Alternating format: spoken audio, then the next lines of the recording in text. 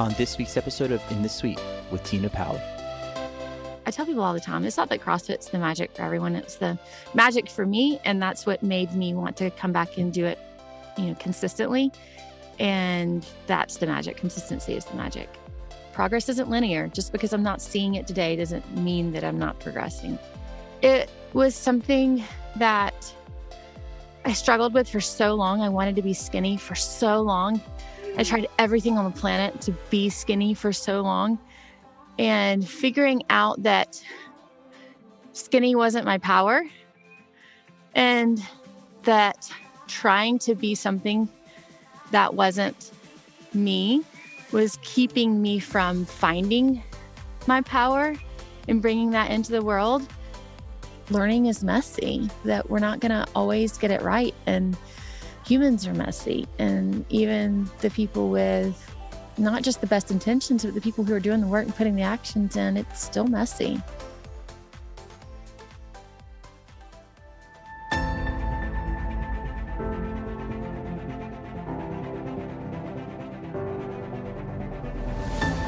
Hi, this is Tina Powell, host of In the Suite, where I sit down with top women leaders and some of the biggest names in the financial services and the wealth management industry.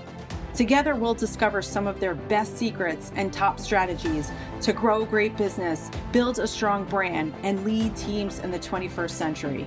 I hope you'll enjoy hearing their amazing personal stories of triumph, trepidation, and transformation in hopes of becoming better leaders ourselves. The time for you to lead is now, and you're in the suite. Today's guest in the suite is Jess Bost. Jess is Vice President of Brand Partnerships at Alpha Architect, a research-intensive asset management firm focusing on high-conviction value and momentum factor exposures. Today's episode with Jess is all about being authentic, being bold, and building strength. Jess, a mother of 2 daughters, is also a part-time CrossFit coach. She founded CrossFit during a traumatic time that became her bridge to healing. Her competitive nature and love for sports have led her to manage various CrossFit gyms, achieve multiple CrossFit certifications, and a national title in Olympic weightlifting in 2017. She was also qualified for the Masters Pan Am in 2018. Jess's belief that fitness and wealth management share the same principles has become the invincible part of her focus and legacy. Jess's rapid growth from part-time administrative assistant to full-time financial advisor to vice president of brand partnerships is a case in point. Over the years, she's also earned her Series 65, Series 63 licenses, and the Retirement Income Certified Professional designation. A builder of strong, diverse communities, Jess is also host of her own podcast, The Breakthrough Factor. On her show, Jess interviews entrepreneurs, athletes, and financial professionals to find out what it takes to break through barriers to health, wealth, and taking ownership of your life. If you're feeling stuck in your career and seeking advice on how to overcome obstacles, this show is for you. In fact, one of the many gifts you'll discover about Jess Bost in this podcast is her mental strength. Whether it's making connections or making the mental switch or inspiring others to live their lives authentically, this episode will help you make your own breakthroughs. The powerful message that Jess resonates with our listeners is this: everything that you are building is something that you're going to have obstacles to in the suite. Jess Bost, wow, welcome. Take a seat in the suite. This is going to be epic, epic, epic. I cannot wait. I have dumbbells ready to go for this episode. I want to encourage our listeners to do the same. So yeah, we're not only going to be deadlifting here and doing squats and some other awesome warm-up exercises with Coach Jess throughout this conversation. We are going to be talking about women, finance, all of those common themes here in the suite with Jess. So Coach Jess, we are going to give you our best and do our sets in between all our chats. So how are you? It's great to see you finally here. Yes, I've been looking forward to this day since you reached out and put it on the calendar. I fangirled so hard when I met you in person last year at Excel. I just feel like you have been someone that has really encouraged and inspired me to be bold in marketing myself and in connecting with the industry. And that has been just absolutely integral and crucial for me to break into this industry late, what I feel like is midlife. So thank you. Thank you so much. I'm so excited to be here.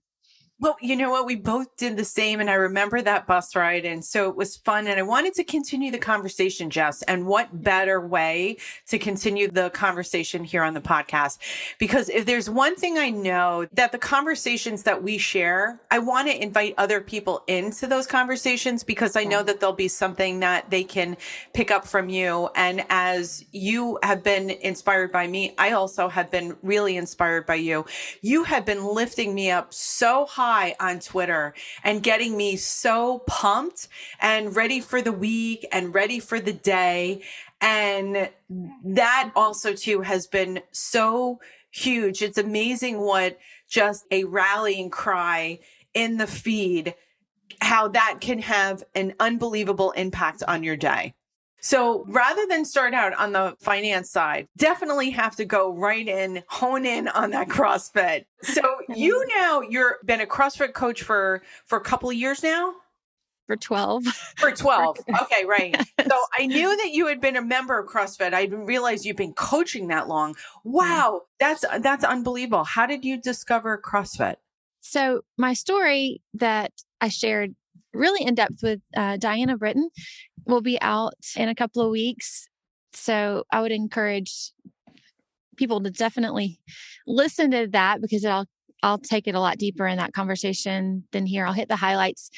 I was in a really bad place because of just circumstances and things that had been going on in my life. And I was about 40 pounds overweight, and I was struggling emotionally, mentally, like mental health wise. And I was running. And this is where a lot of my comments about running come from, because I was running to try to lose weight, feel better. And it was just not something that my body enjoyed. And something I didn't share on that, I have asthma. And so since middle school, like running for me has just been so challenging, because usually that first mile is just literally a struggle to breathe. And after I get past that, my body tends to sort itself out a little bit. But it was like, I'm going on this run for my mental health and to lose weight and to feel better about myself. And the first mile is just awful every time. And sometimes, again, most times it would get better. Sometimes it wouldn't. Just kind of really depends on the season. So I was looking for something different, and a CrossFit had opened up in our area. And I remember coming through the doors and thinking to myself, like, I don't know what this barbell is. I didn't know anybody in the class. I really just wasn't sure that the type of exercise would be effective for me at all. I didn't trust it because running hadn't been very effective. And so I mean, it was so surprising and so wonderful to love it and to get results and to feel strong, like learning that I could lift a barbell and I could be strong instead of, because I'd tried my whole life to be skinny, and kind of making that mental switch to being strong is empowering and allows me to be more of myself in this world was part of not just the physical journey, but the emotional and mental and spiritual journey of CrossFit for me. So that was my entry into it. And I started coaching really, really quickly after that, actually, because it was just something that they didn't have a female coach. I loved it so much. I was so passionate about it. I was bringing people in with me. And so it was just kind of a natural transition to coaching quickly after that. I shared with you a few minutes before the podcast that CrossFit in my family has been through my daughter, and I can see the transformative effects that it had on her. And she followed your footsteps with the coaching the beginners program. I've always wanted to ask, because this podcast is for women of a certain age, and I'm of that certain age. And so CrossFit has been something to me that's been rather daunting, but I am hearing from you, Jess, that, wow, if I decided to walk into a CrossFit, that nobody would ask as a over 50-year-old woman, hey, why don't you go to the other workout place? There is such a collegiate atmosphere and welcoming atmosphere. I loved watching my daughter in different competitions at her box. Yeah. And I just always felt like it was such an inclusive community, which is also too part of your own personal brand, is that you have these communities around you, whether or not it's FinTwit, CrossFit, women in financial services. Will you kind of just speak to that as somebody that's always wanted to walk in to a CrossFit?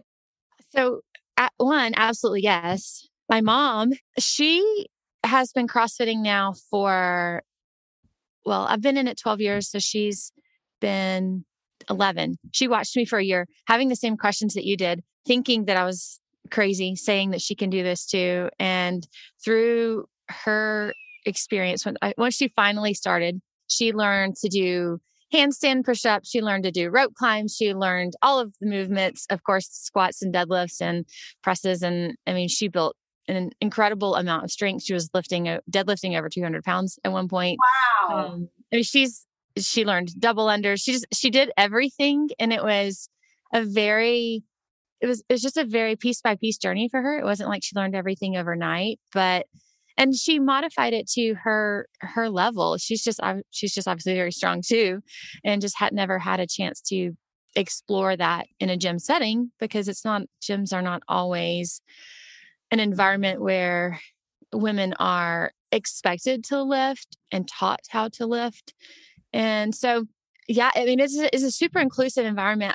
We have at our gym we call it Legends class for this geared toward people who are 50 and older, because we understand that there is an intimidation factor in our classes when people, and especially women, start to age and feel just unqualified or not ready to be a part of that kind of scene, especially if they've waited until that point in their life to ever be in a fitness scene. So we gear our class specifically toward them to help make it more approachable, but it is not something that we don't exclude them from a normal class. It's just an opportunity for them to come in at a level that they feel more comfortable with. But I will say, CrossFit gyms are a lot like financial advisors. You get a different feel based on different places. And so it's really important to just be aware of that and be mindful, make sure that the place, just because it says CrossFit doesn't mean that it's going to be welcoming and accepting. And right. Ideally, yes, absolutely. But it's a style of fitness. It's not necessarily describing the experience that you're going to get there. So everyone is different. Some are obviously better than others. And I tell people all the time, it's not that CrossFit's the magic for everyone. It's the magic for me. And that's what made me want to come back and do it, consistently. And that's the magic. Consistency is the magic. So try it. I think it's great for me. I know a lot of people who love it. If it's not your thing, find the thing that you can be consistent with and do that. And that'll put you on the path to fitness. That's really, really cool. You had a really super cool quote. We talked a little bit about how you've been such a model of inspiration and how you've been depositing these nuggets of wisdom in the feed. You've just been championing my journey here. And so I love this one. You said, reminder to self, progress is not linear. One more time for the people in the back. Progress is not linear. I wondered if you could explore that. Well, I'll throw a shout out to Carl Richards. He was somebody that I found very early in financial services. My undergraduate degree is in psychology. And so just his messaging helped me build confidence in the fact that I can bring what I'm good at into financial services. So that was one of his charts, was the progress is not linear. And he has the little squiggle line, which I loved so much. And at Behavior Gap, we'll put it at Behavior Gap. That's right. That's how you find him, at Behavior Gap. And so that is such a great description of not finance, fitness, strength, everything that you're building, parenting. I've applied it to parenting so many times, is that you're going to have the upswings and the downswings. And it's, zooming out and seeing the progress over time and just recognizing that good days and bad days are going to be there. And just because you're having a bad day doesn't mean that you're not overall improving. It's so funny.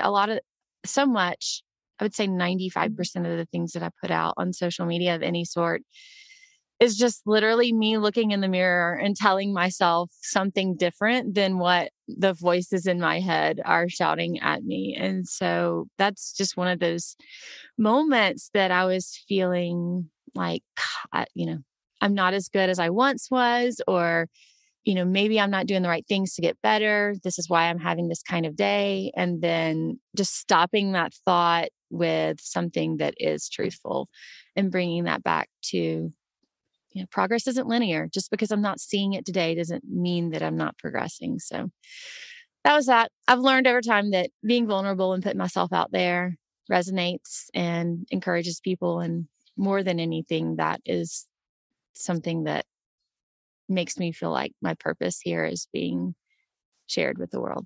Could you talk about what it is that you were doing in that? That's what made it really super impactful. Like, it's one thing to put a message out there, but it's another thing. And we as marketers love that when you're really marrying a visual concept around the language that it represents. And that's what you did, what was so cool. So talk about that exercise, Jess, Coach Jess. Sure. So the exercise was a snatch, which is a fairly complicated movement. Okay, so I'm going to break just for a second. It's built off of a deadlift. So I know everybody's listening to us. I'm going to stand up. But as far as a deadlift goes, like you're picking something up off the ground. And anytime you're picking something up off the ground, the initial thought that most people are centering around is that I'm lifting something, right? Well, what we teach people is that deadlifting starts with pushing the floor away. And so when you're thinking about getting something up off the ground, you really first want to brace the core so that your core is resisting the weight from pulling you down in the deadlift. So we go through a progression of core and then levers. So the levers in your body are all the joints, and you want to move the levers in a progression that allows you to have the most impact. So when you're deadlifting, the progression is core and then hips and then knees.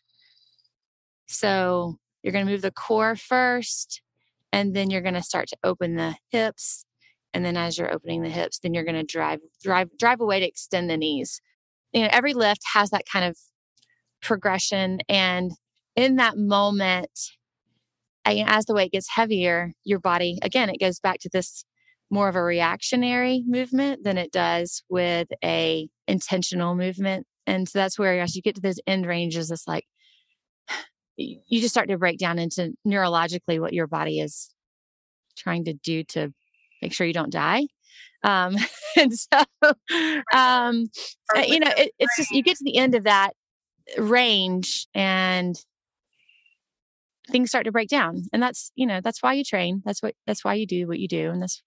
But in that moment, it's like, God, I'm failing at a weight that I was able to do the last time we did this. It was a huge weight. So the snatch is, you're literally like, you talked about the deadlift being the beginning part of that motion. Mm-hmm. And then eventually the end of that motion is this was huge barbell, these weights on top of your head. How much are you holding there? The last weight that I lifted was 145. Oh my God. That's more than what you weigh.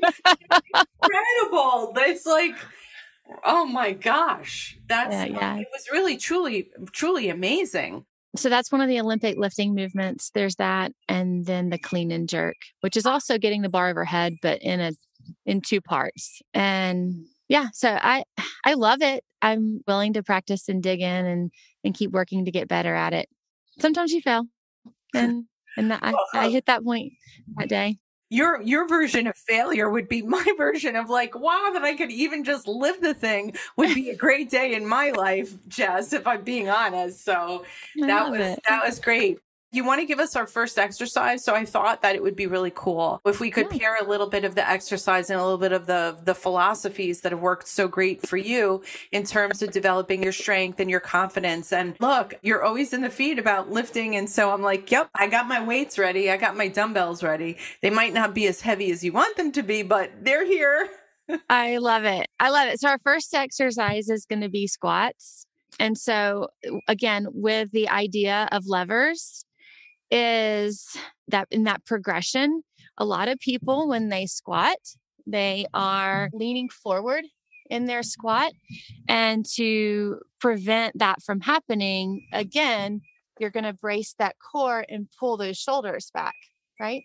So the initial movement of the squat is the core braced and then driving the knees out and forward. So our knees are going to go out and forward, and then we're going to close the hips to finish that squat. And the whole time, if we are bracing through the core and keeping our shoulders back, then we can actually not just train legs through a squat, but also train the core to get stronger in that squat.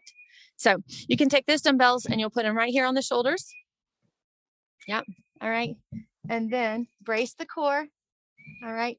Slight bend in the knees. We're going to send those knees wider than our hips. All right. Keeping that core braced, the shoulders back. Now we'll start to send those hips back and descend to the bottom of the squat and stand up. So nice and slow for 10 reps.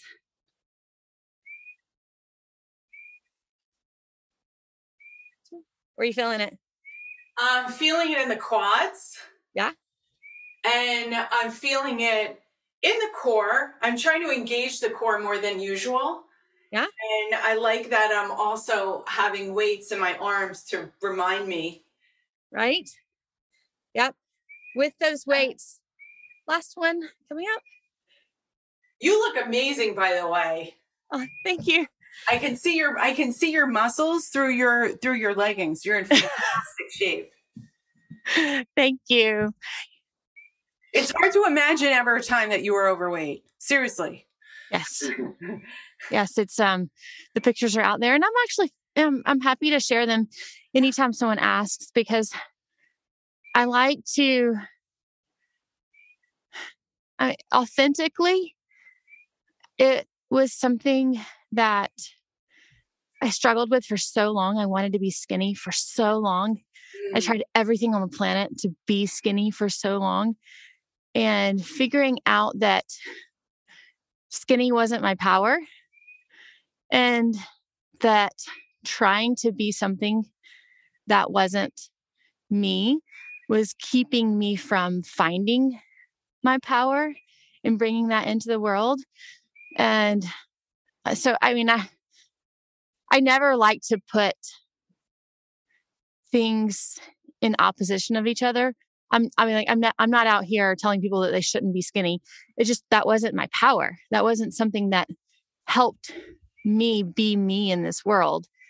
And by trying to focus on that, it took me away from the thing that the power that I could bring into the world. So again, it was a moment for me of figuring out how to lean into what, who I was. And so, yeah, I'm always happy to share it. And it is very real to me.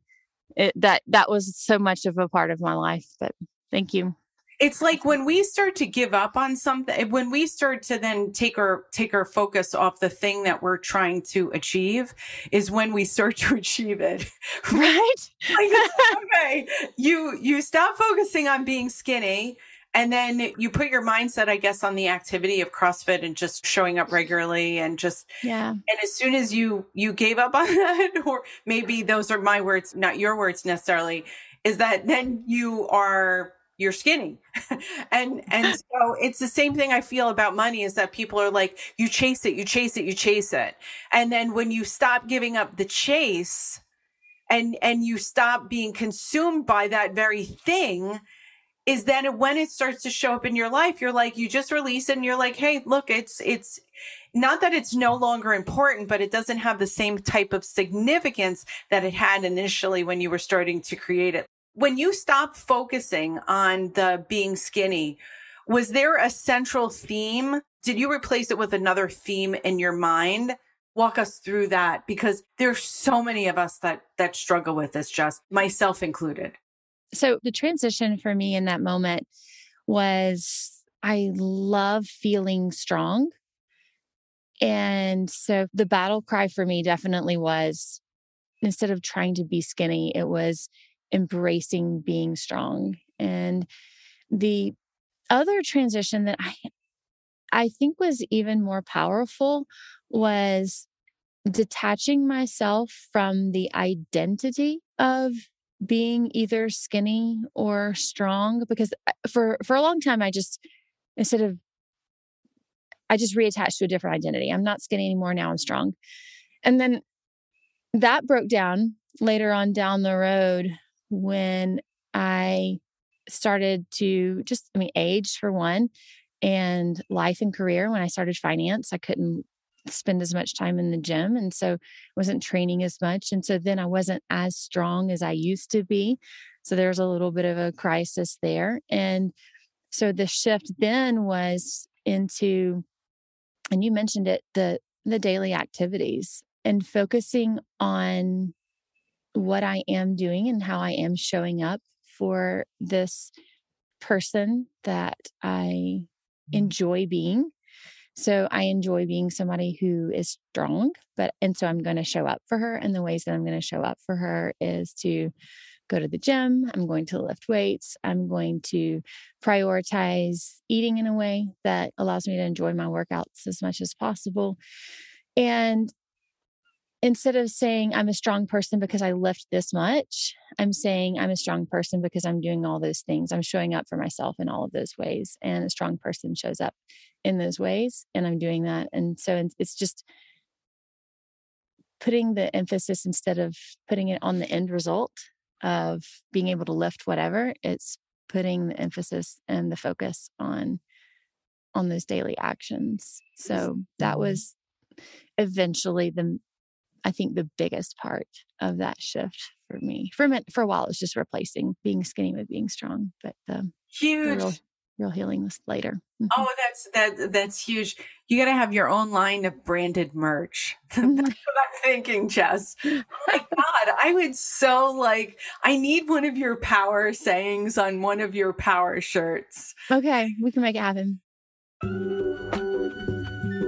The lack of financial literacy is an economic and public health crisis, because being financially literate is essential to improving America's standard of living and reducing income inequality. That's where Financial Fitness Group comes in. They're helping empower people by making learning about finances easy, effective, and fun. FFG is the leading provider of unbiased financial education to banks, credit unions, advisors, government agencies, and employers across the nation. Visit financialfitnessgroup.com today to learn more. So you talked a little about the transition in finance and fitness together. And so when did the finance part start to ladder into your life? So I loved coaching. We moved. I owned is a strong word. I managed a CrossFit gym, and in a way as if it were mine. It was owned by actually the school that my kids went to. So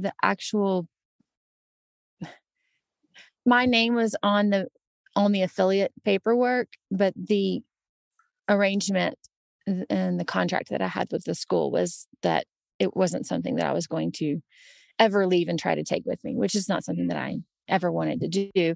So I ran it as if I was an owner. And I did that for 6 years. And so it was my full-time, more than full-time job. And then our family moved to Augusta, and that's where we are now. And when we moved, I knew it was for my husband's job at the time. And I knew I didn't want to ever own a gym again because my kids were getting the age that they needed me before and after school. So when they were young, it was really neat actually to have a gym, because when I went in the morning up until maybe 10 or so, they were still in bed or waking up, watching their cartoons, getting their breakfast. They didn't. And then the rest of the day when they were home, I could be home with them and be a mom. And then the transition, kind of high five my husband, he comes in, gets them fed and bathed and in bed. And, it worked. It was good flow, but they were starting to get into school. I didn't see them during the middle of the day. And I, was missing the mornings and the afternoons, the only time when I could see them. So I was like, this is really not something that I want to keep doing this much. I love it, but not full time. So I knew that. And then my husband lost his job, and it was a moment for me where I realized that I couldn't provide for my family doing part-time coaching, and I hadn't been building any other skill sets to be able to do that. And so that was a real wake-up call for me, that being that part-time coach, full-time mom gig was not enough to take care of the long-term health and safety and goals that I had for me and my girls and my family. So that's when I started. I had a client who is a financial advisor, and we were talking about this one day, and he was like, "You'd be really great at this. You should be a financial advisor. That would be a good place for you to land." And I was like, "You're crazy. Like, I don't want to be a financial advisor. I don't want to do math for the rest of my life. That's just not like, I'm a coach. Like, I want to coach something, or I want to do something with people." And he's like, "The whole job is with people." What are you talking about? And I mean, in financial services, there's very different pathways to careers and very different types of careers in finance. And so I just really hadn't explored the idea that finance was something that you could do with people. It wasn't something that naturally occurred to me. I thought it was just all, you had to know the market, and you had to know math, and you had to know statistics. And truly the only 2 classes in college that I didn't pass were statistics and communications, as funny as that is. So I sat down with him, and he agreed to bring me on part-time in the kind of front desk administrative to see if it was a good fit. And so I kept coaching, and I did that. So I had together a little bit more than a full-time job, which was great because my husband wasn't working at the time. And I told him, I said, my goal is to have a career where I can provide for my family regardless. And so over the next year, I transitioned out of coaching part-time into coaching just a couple of classes a week, which is what I still do now. And I transitioned full-time into finance, and I just haven't looked back. It's been everything that he said and more. It's been a place where I can coach, and a place where I can, my kind of life motto, I guess, if you will, has always been to help people get from where they are to where they want to be. And it was just a perfect transition from coaching them in fitness in that regard to, coaching them and helping them, and eventually creating plans and executing with them in their finances to get from where they are to where they want to be. So it was a much easier and much more fulfilling journey for me than I ever imagined. So I love it. I'm very, very thankful to be here. Whoever that person is that made that recommendation, your client must look at you now and just be in awe, because you not only entered the field, but that you have some series licenses. You have a 7, you have a 65, you have a 63. Those series exams are like SATs on steroids. They are really, really super hard. I had to hire an executive coach to do my 65, whereas like other people just kind of walked in and almost like right from the beginning, right from the get, they could look at the test materials and walk in and take that. You also are I cried. I cried in the car after I took my 7. Crazy, I did. Right? Really, I was in nobody, shock. Unless you're in the field, I don't think that anybody can really appreciate the rigor and the amount of stress. And in between that, Jess, you're working, you're a mother of 2 beautiful girls, you're a wife, you're involved in your family and your community. So you have to show up at all other parts of your life while you're like, yeah, it was one thing when we were studying back in high school and college, when we didn't have any real pulls on our life. And you could really, your time was your own. And now you add all of these other requirements. And then you're also a retirement income certified professional and RICP. So I give you a lot of credit and not only making a bold move to decide to go into the industry, but then also to pursue the continuing ed and the certifications. You're also a certified financial planner candidate. I mean, this is really the amount of rigor and knowledge that's behind you right now is truly impressive. So I want to high five you on there. That's phenomenal to see that you've taken it to this level right now.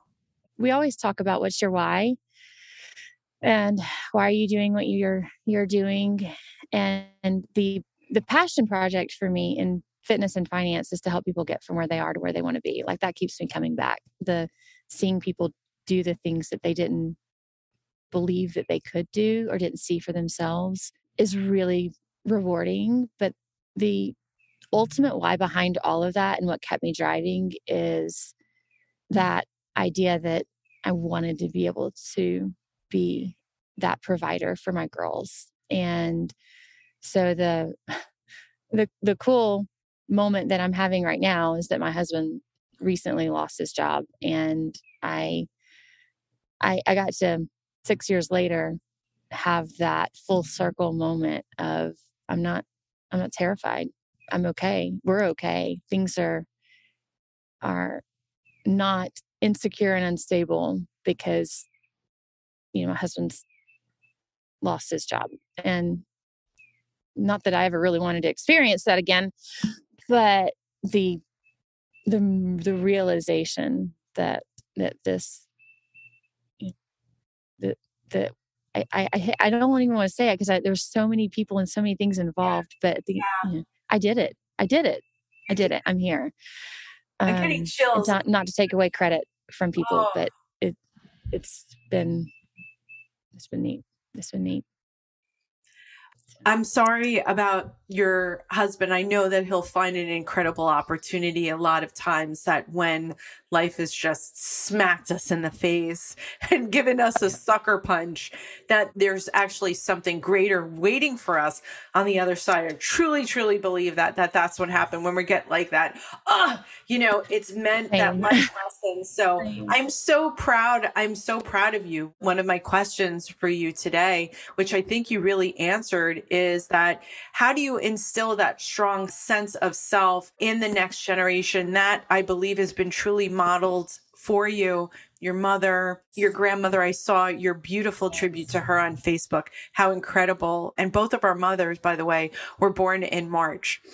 And yeah, exactly. So it's like, I'm not sure if they're the same zodiac sign or not, but I'm sure that they seem to have a lot of similar characteristics. You yourself, your road in finance has been what I'll call varied. You yourself took a bold leap of faith not too long ago. I wondered if you could talk about that, because you became the new VP of brand partnerships for Alpha Architects. It was definitely a bold leap. I only knew Wes Gray through Twitter, and Ryan, who I work with directly on that side of Alpha Architect. Again, we'd never met in person, and I actually knew very little about the scope of our services at Alpha Architect at the time.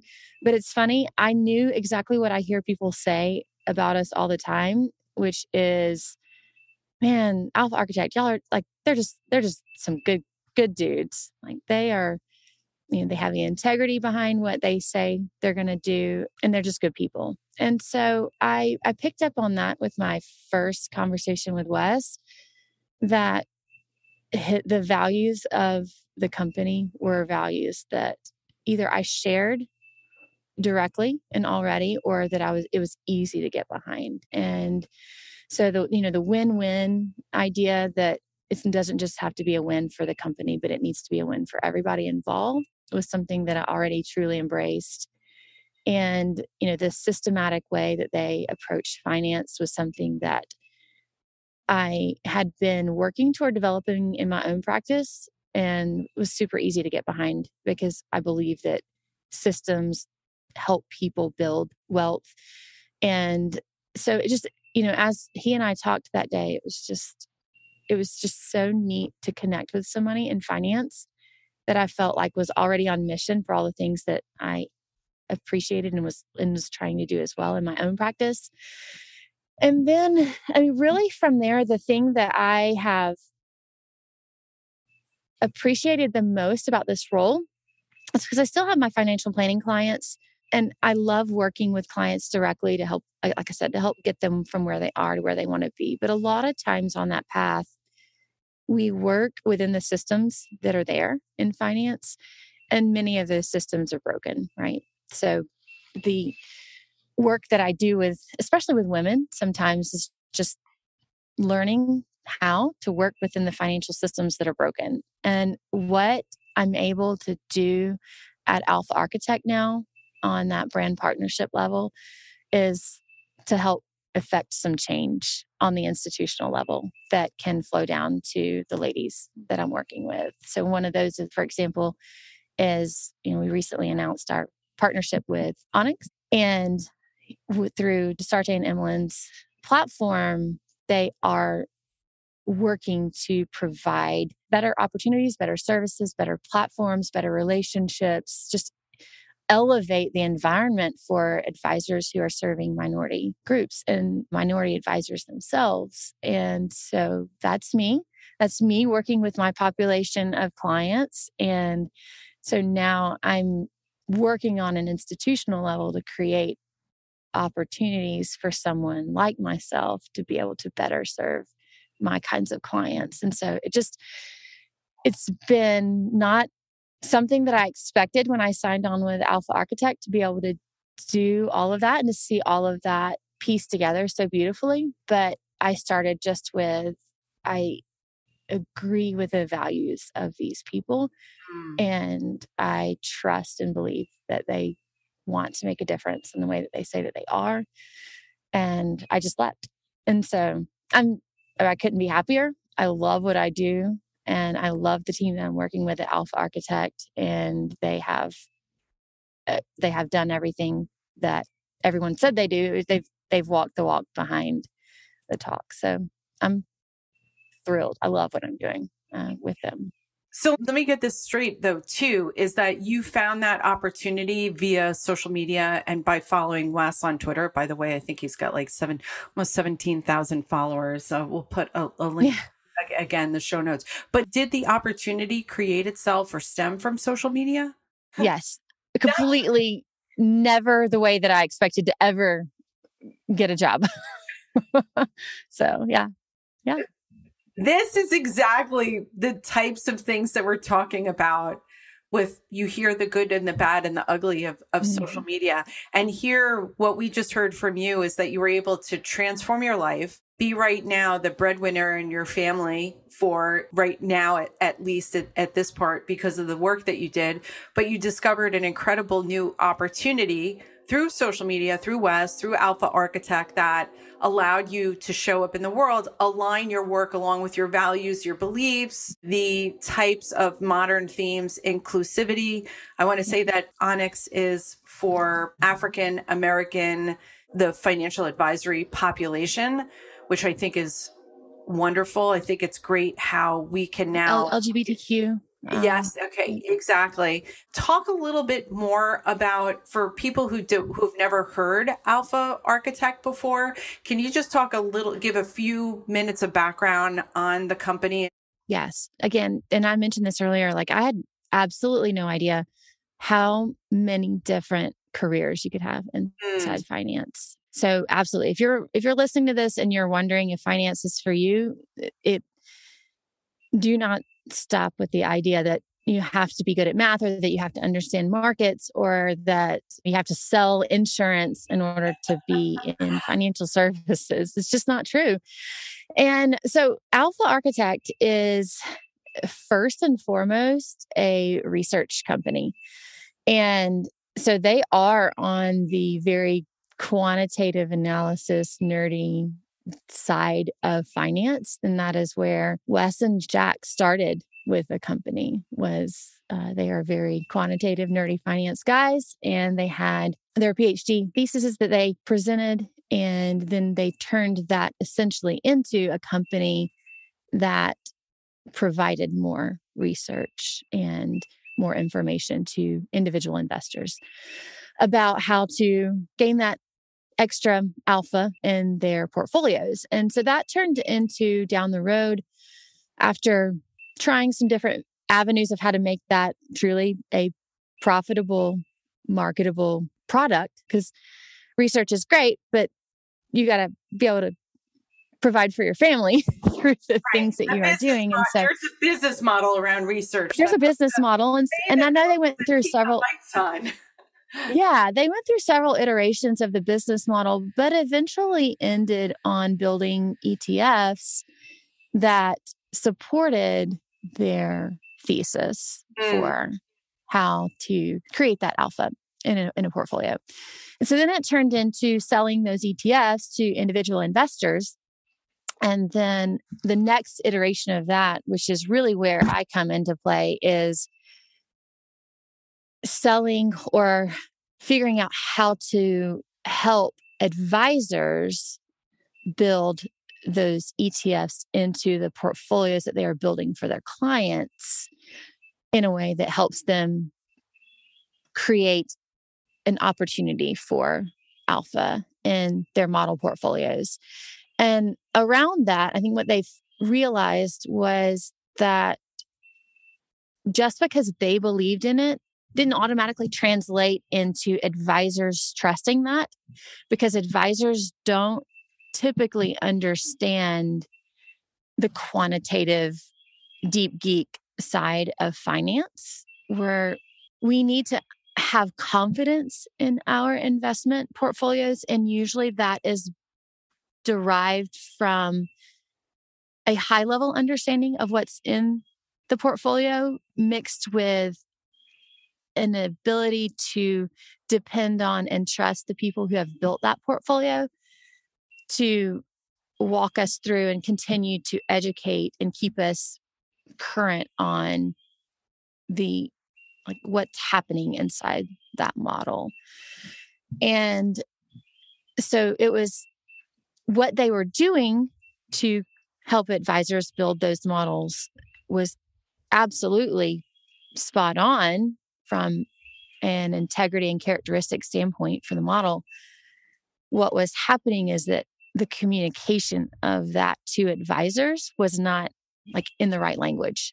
So that is really where Alpha Architect for Advisors happened. And what Ryan Curlin has pioneered and championed is we've got to be able to speak the language of advisors so that we can build that credibility and trust in that relationship with them to be a more meaningful support system for these models that we're helping them build.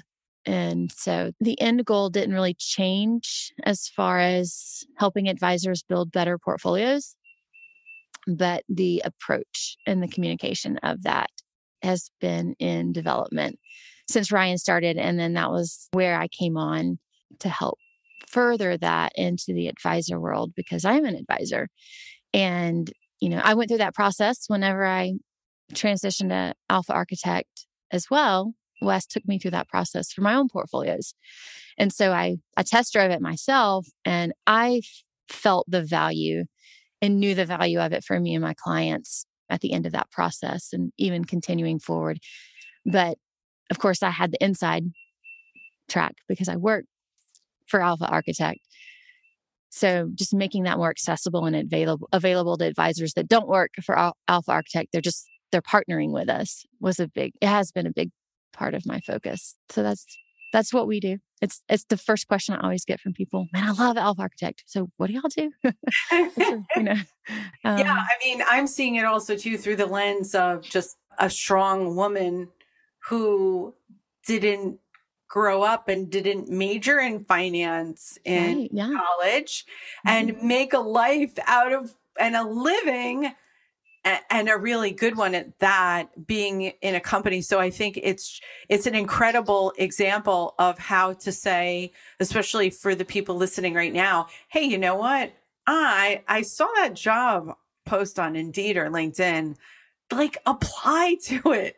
Oh, yeah. Just apply. Don't doubt yourself. This is such a phenomenal field. How empowering it is for women to understand what's going on with our money at all different levels. And because at some point, I think the stat is that 90% of women find themselves alone at some part of their life. I've seen it with my mother. I've seen it with numerous people, but the one that hits home obviously is my mother, who's been widowed for 15 years. And thank God that she understands something about finance. She didn't always, right? She went back to school as a single parent to get her or her associates and bachelor's and all of that. So I just hope that people listening right now, we're going to pick up our weights in a second, but that you do something different as a result of just hearing Jess's story, as that just take that bold leap of faith, reach out to people on social media, allow yourself to be open to spontaneity that can happen on social through just being in the right ecosystem with the right people and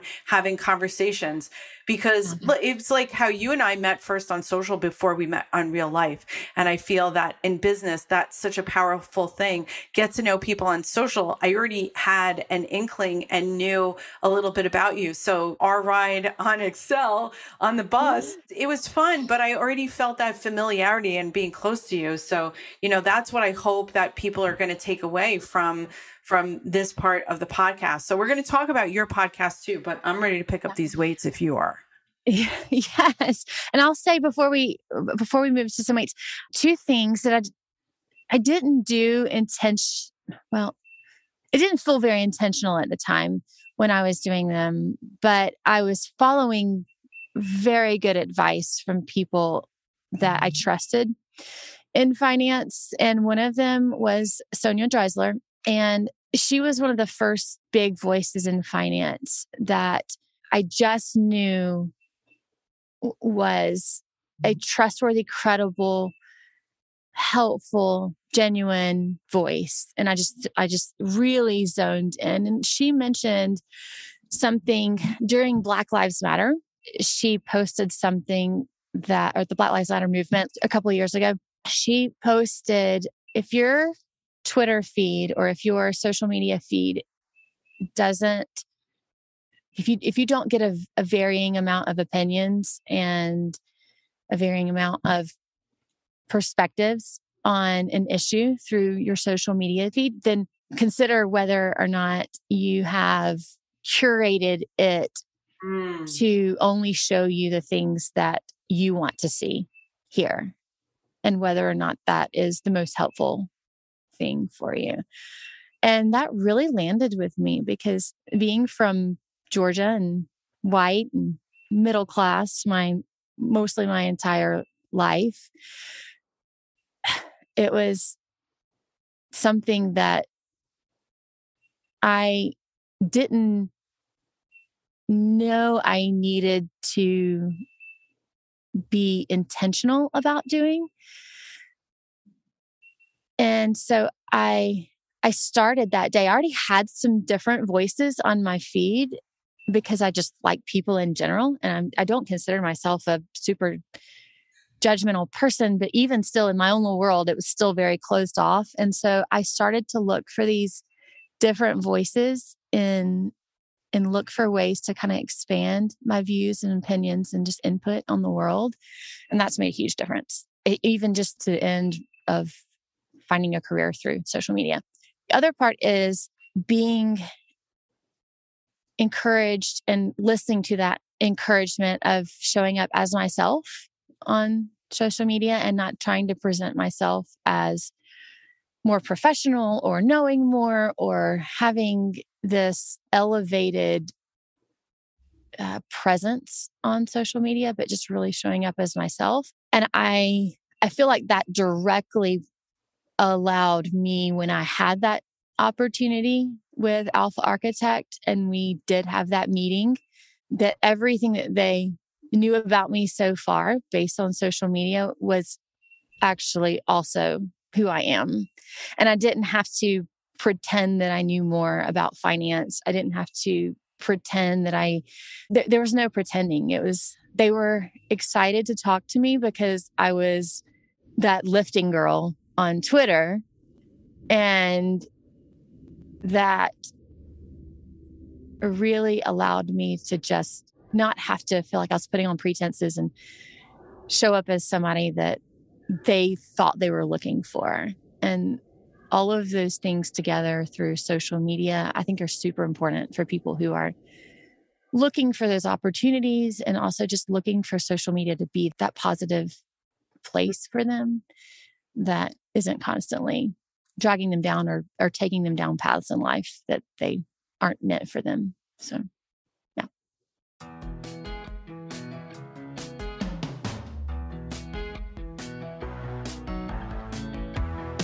We had Sonia back on the podcast. Probably the episode's probably at least like 18 and a half months old. I think interesting that you and I met at the Excel conference, and then the Excel conference is the first to be choir certified. So Sonia Dreisler, along with Liv Gagnon, have created choir in order to help to diversify certainly the speakers at conferences, but the voices at conferences, and to make sure that panels and programs are representative of what you talk about and even just curated on a social feed basis. One of the things that immediately pops into my mind, and I would be remiss if I didn't ask you, are there any voices that you want to highlight or amplify right now? I mean, just very vulnerably, I will say there was one moment during that time that I don't know why I was giving a shout out for something, and I was naming these people on my feed, and I hit send or post or whatever on Twitter, and I looked back at it and I realized I just named all white women. I've done. And I remember like it just, yeah, the pit in my stomach, like my heart just sank into my stomach immediately, because it was during that learning time for me of like, I have I'm working to open my mind up to who I am including in my circle. And I missed the mark. My default 35 years of being in white women's circles in the South has just it was an embarrassing moment, but it was also just a gut check moment for me of there's still work to do in me and in my heart and in my mind and in my default. So I reached out to Sonia in that time and I was like, Sonia, I did this. Because by that time, she and I had developed a friendship, and she said, make it a moment that you are able to speak about it, make it something that is learn out loud in public with it. And so I did. I think I retweeted it and apologized and included all the women, the fabulous women that I knew in my life that were people of color. And it was such a learning moment for me. And I'll never forget the response from some women like Anna Njai Conti and I think Lizetta Braxton, and just the way that they embraced me and encouraged me in that moment has forever stuck with me. And because I was truly sad. I was truly emotional about the fact that I had missed the mark, and they were just so gracious to help me learn in that place. And so the people that I gravitate toward on social and the people that I love learning from are people who both hold this high standard of continue to learn, continue to open your mind to the people that you weren't used to learning from that have so many wonderful things to teach you, but also, in the other hand, hold space for that learning is messy, that we're not going to always get it right. And humans are messy. And even the people with not just the best intentions, but the people who are doing the work and putting the actions in, it's still messy. So, I'll just say those two for that moment because I just remember that so clearly. But those are the people that on Twitter, when you find someone who is calling you to a higher standard and then also at the same time making space for people to be messy and figuring out the path to that, those are the people that fall high on my list on Twitter. So.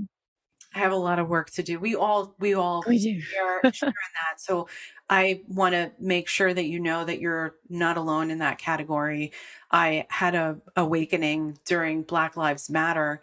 And I also felt that the podcast didn't have enough representation of women of color voices. And I specifically reached out, and I want to give a big shout out to Stephanie Foster. I know that she's a mutual friend of yours too, and somebody that you shout out. And she's so gracious. And I came to her apologetic and taking ownership of that.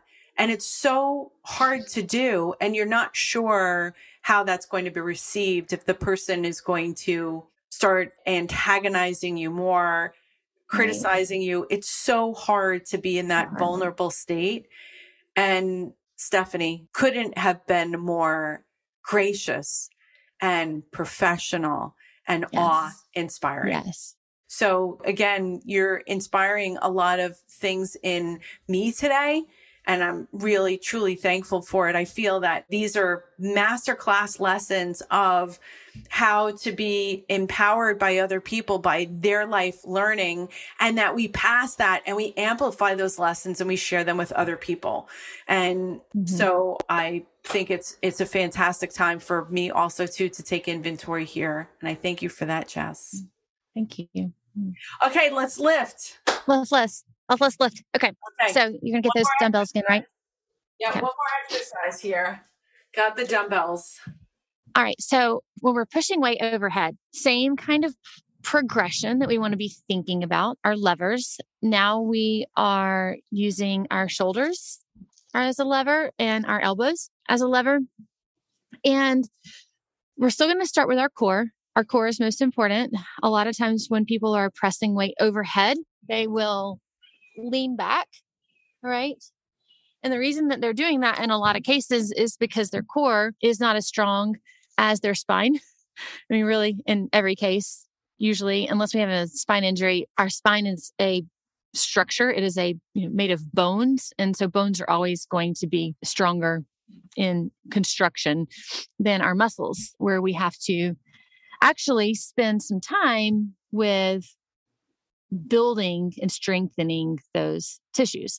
So people will lean back into their spine to stack the spine as opposed to engaging and using the core.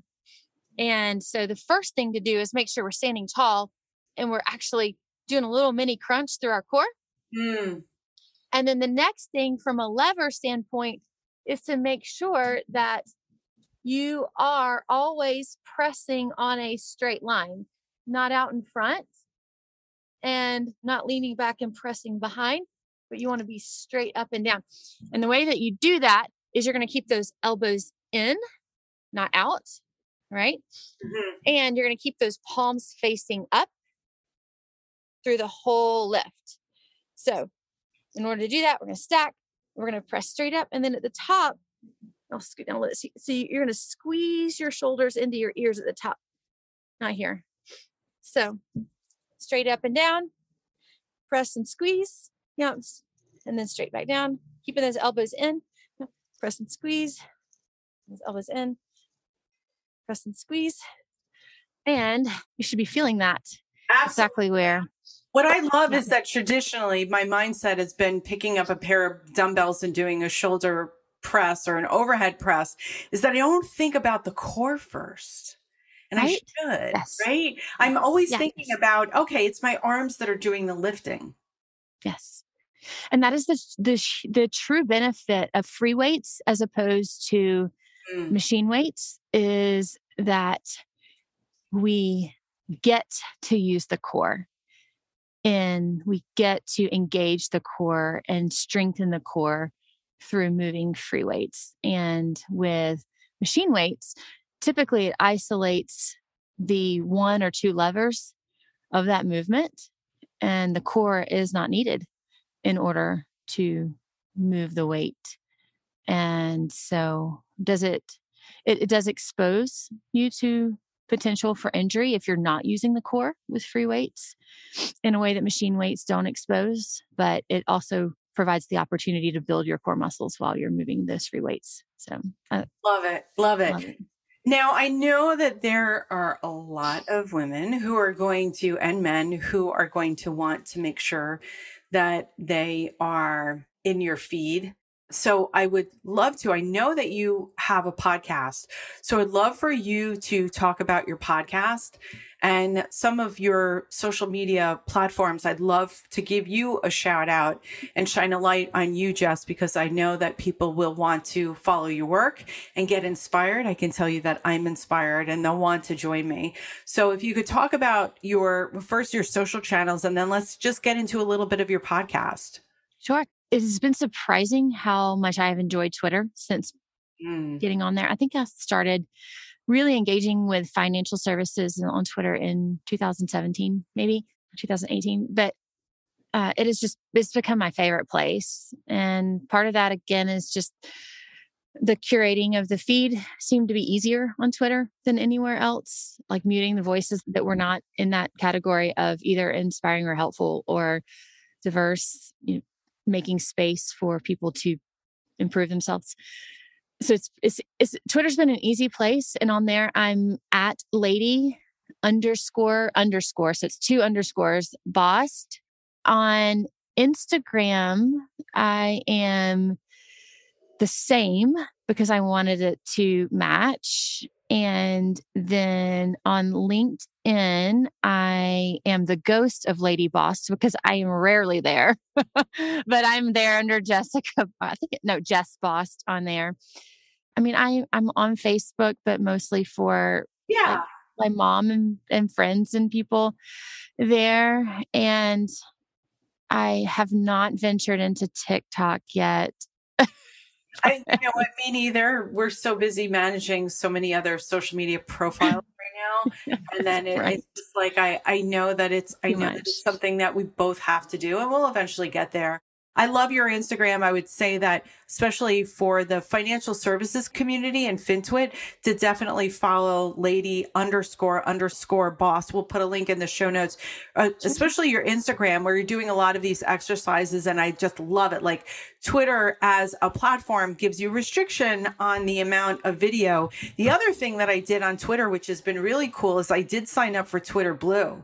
So I am on Twitter Blue, and I'm able. Did you like it? I do like it. What it does is it can take certain threads and put it in its own reader. And then also too, it helps to identify to me what are the trending stories and the trending topics. So when you're in there, there's a lot of information. Yes, you can curate it, but I love Twitter Blue. For me, it's working out. I would highly recommend it to anybody that wants to try it. So let's talk a little bit about your podcast. Where can people find it? So I did not look this morning before we talked. It's supposed to go live today with a couple of episodes. It is called The Breakthrough Factor with Jess Bost. And I started a podcast last fall, and I had a desire to start a podcast before I joined Alpha Architect. And the intent behind that was going to be to educate investors, like normal, common people, everyday people who are getting into investing, with just the basics of finance. Just raise education on a very level 1, ground level starting point. And the concept behind that was that most people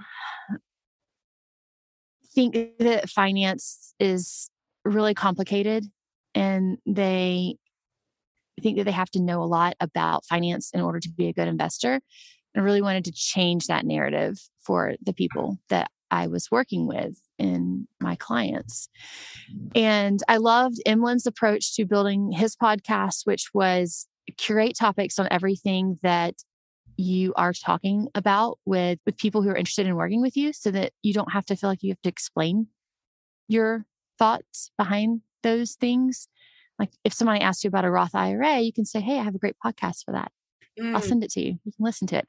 And then you're not constantly covering the same topics over and over again for that intro conversation with someone. They can find out whether or not they like you and agree with your take on things just by listening to your podcast. So I thought that was brilliant.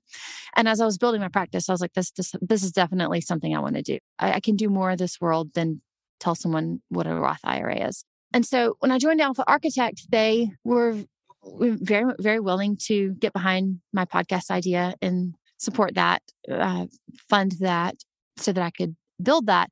But I was also trying to tie it into what we do at Alpha Architect, which is work with advisors. And so there was just a mismatch, and I had a big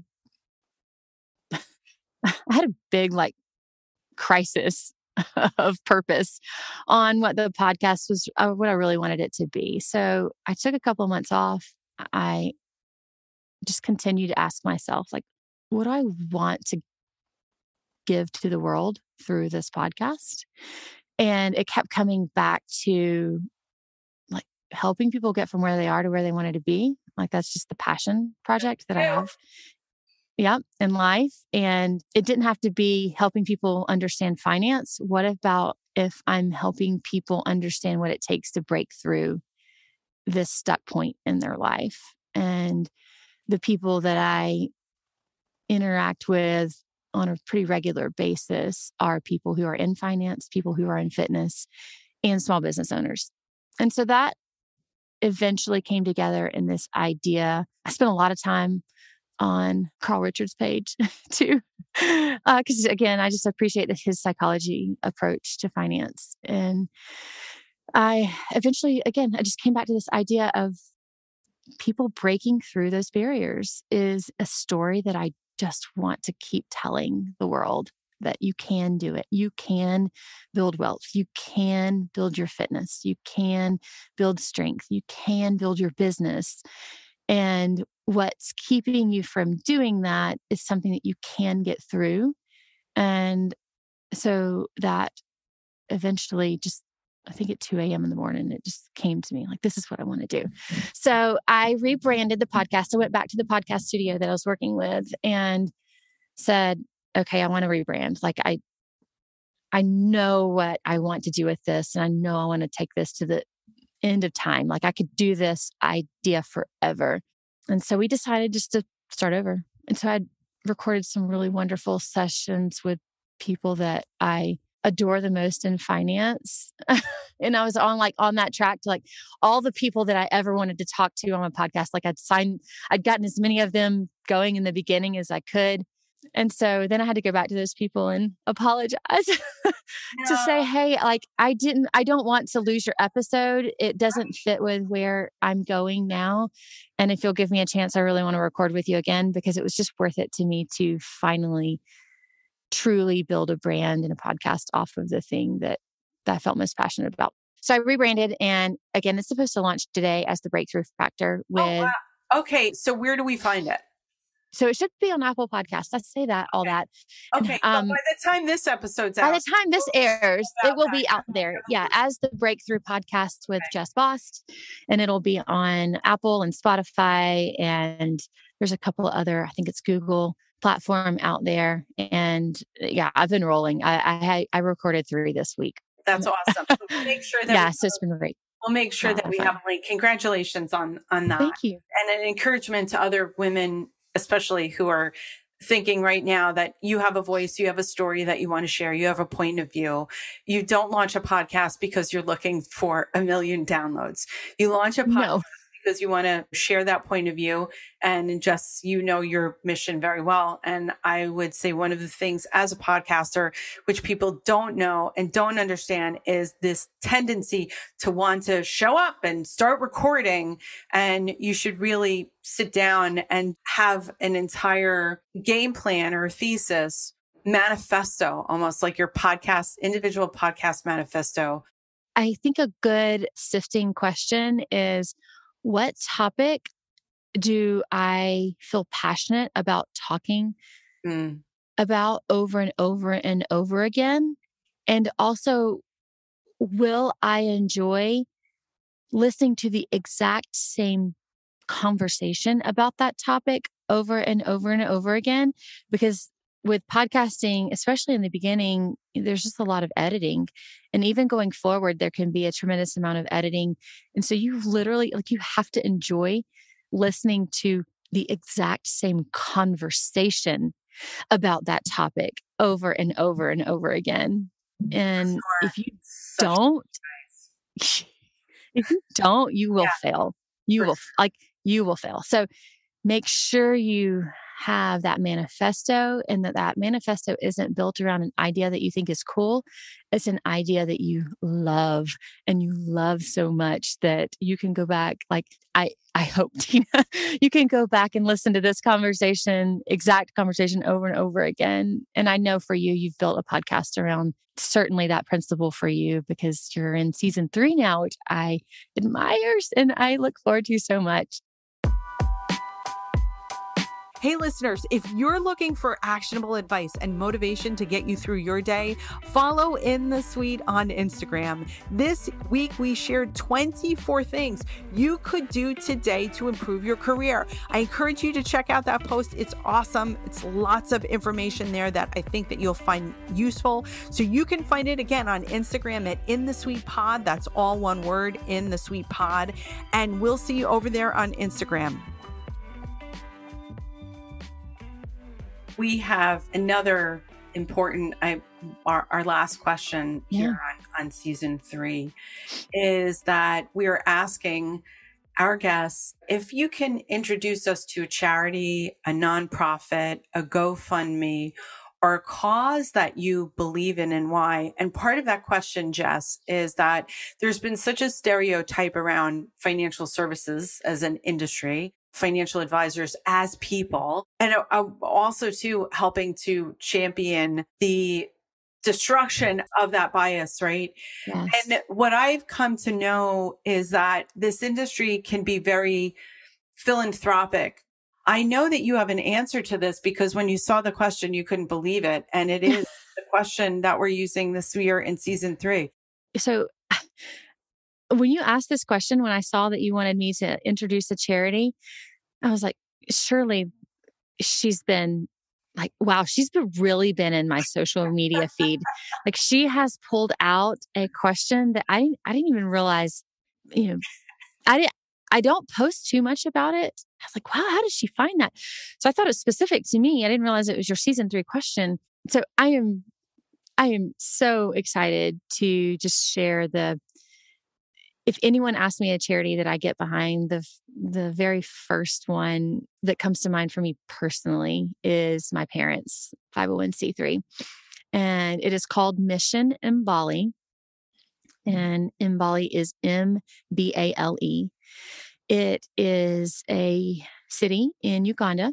And my dad is actually there right now.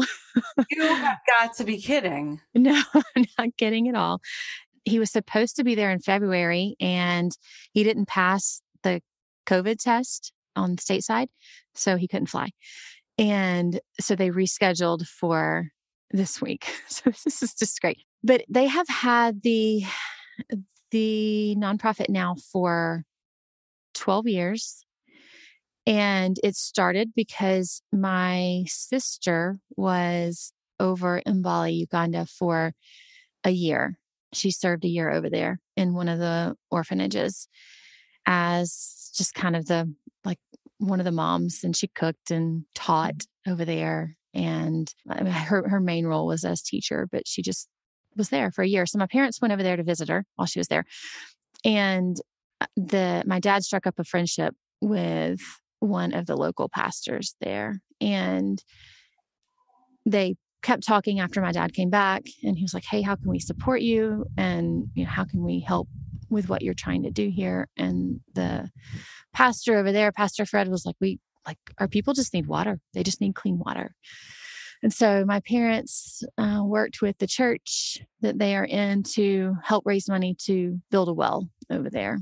And Pastor Fred over there found people in the community that he trusted to build the well locally. So the first thing they did was they gave water to the community through building a well. And then my dad was like, well, what else can we do? What else do y'all need? And the next one was shelter. So they raised money for a tent, to send a tent over there. And by this point, I think they realized, hey, this is something that we need.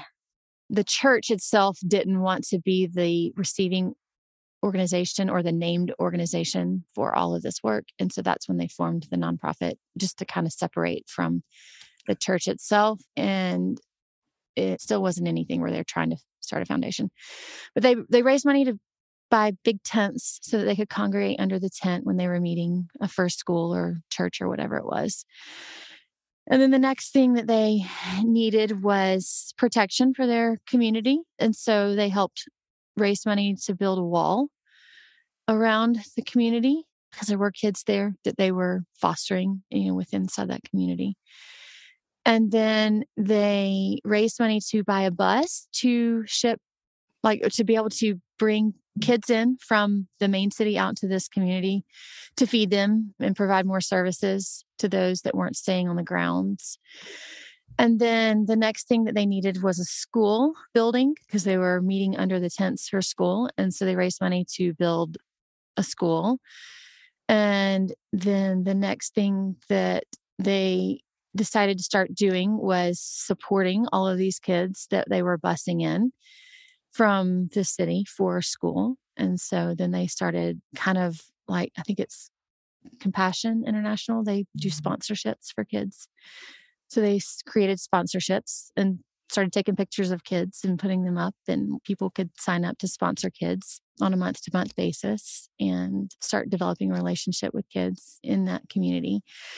And then they have currently been raising money to build a second level on top of the school to provide more humanitarian services, medical services, add grades to the current grades that they have built up to. And it's become this huge, huge, huge thing that really just that relationship that started between my dad and the pastor, and then continuing to just say, okay, what next? Okay, what next? Okay, what next? And so, yeah, they have over 200 kids sponsored now that are in that community, and in an operating budget and all that kind of thing. My mom runs all of the money side of that. And because my mom's actually in financial services, she's been in financial services now for all but 38 years, because all but 2 years of my life. So she does all the money side of that for the organization. And now they have a board, and they have just continuous annual projects. And they take a couple of trips over there where they build a group of people who want to go over there and just meet the children they've been sponsoring, or, work in the community for a week while they're out there and doing some different projects and just meeting people and doing things. So he's over there now with a group of, I think, 10 people or so. And then they usually go on a trip in the summer, and then another trip in the fall is what they added a couple of years ago, right before the pandemic. And they, obviously they haven't traveled quite as much through the pandemic, but it's starting to pick back up. And this has been one of their first trips back. So it's a great story. We will be making a gift on your behalf, because you've been so gracious with your time and sharing all your stories of wisdom, and we appreciate their work. Is there a website for Mbali? It's missionmbali.org. Okay. So mission, and then Mbali is MBALE. .org. Okay, fantastic. We'll put a link in the show notes for that. Thank you. Jess Bost. Wow. Wow. Our time has flew. Thank you for your time. Wow. Oh my goodness. This was so great. Jess Bost, congratulations on everything. Thank you. And I Thank hope you. that you just well wishes to you and your family. Thank you again. Thank you so much for, again, the opportunity to be here. I love you. I have been inspired by you and just encouraged by you from the beginning. So thank you for providing this space for women in finance and elevating our voices through things like the podcast and just making it a more safe and encouraging and inclusive space for us. You're listening to In the Suite, a podcast that shares amazing stories of women in business in the financial services and the wealth management industry. Our producers are Tina Powell and Kevin Hirschhorn. Our editor at large is Kevin Hirschhorn. Our content writers are Dimple Rashandani, Danny Wheeler, Olivia Gonzalez, and Tina Powell. In the Suite podcast is sponsored by C-Suite Social Media, a high-growth digital marketing and social media agency for financial services and wealth management. You can visit csuitesocialmedia.com to learn more. And thank you so much for subscribing and giving us 5-star reviews. We are so grateful to you. We've got listeners in 1,155 cities and 59 countries. So please let us know how you enjoyed this amazing episode with Jess Bost and share your thoughts on social media, #InTheSuite. You can connect with Jess on LinkedIn and Twitter and Instagram at lady__Bost, Bost, and visit her website at alphaarchitect.com. And always, if you would like to share the name of someone that we should consider having on the show, please send it to me at tina@inthesuitepodcast.com. Again, thank you so much for listening and subscribing to In the Suite.